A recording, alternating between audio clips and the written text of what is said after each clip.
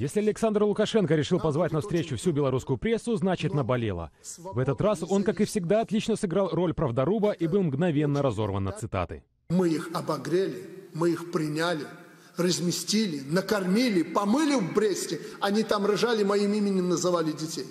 Это он о чеченских беженцах в Бресте. Намек на то, что Беларусь не закрывала границу с Россией даже во времена Чеченской войны.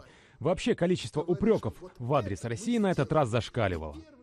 Почему кого-то настораживает, что мы отменили визы? Мы имеем право принимать, кого мы считаем нужным в свою страну. Мы же себя позиционируем как центр всей цивилизации, всей Европы. Так Лукашенко прокомментировал намерение российского руководства создать пограничную зону между двумя странами.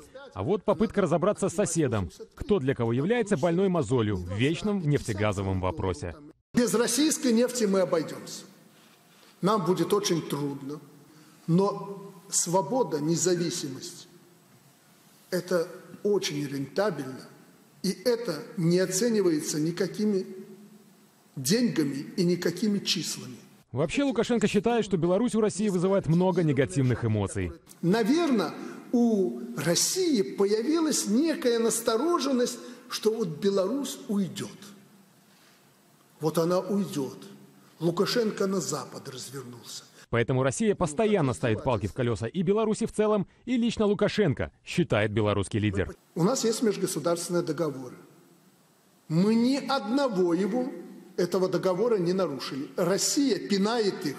Хвост и в гриву эти договоры. Лукашенко не скрывает, что Беларусь все больше смотрит на Запад. А сам президент Беларуси с высоты почти 23-летнего опыта смотрит на новых западных лидеров. В частности, на Дональда Трампа. Пусть даже он неопытный. Да, некоторые шаги он делает, там отсюда кажется. Я это все проходил. Когда не с элиты приходишь вот наверх, я это все пережил и прошел. Лукашенко относится к Трампу со снисходительной симпатией и даже пытается его защитить, в том числе и от России.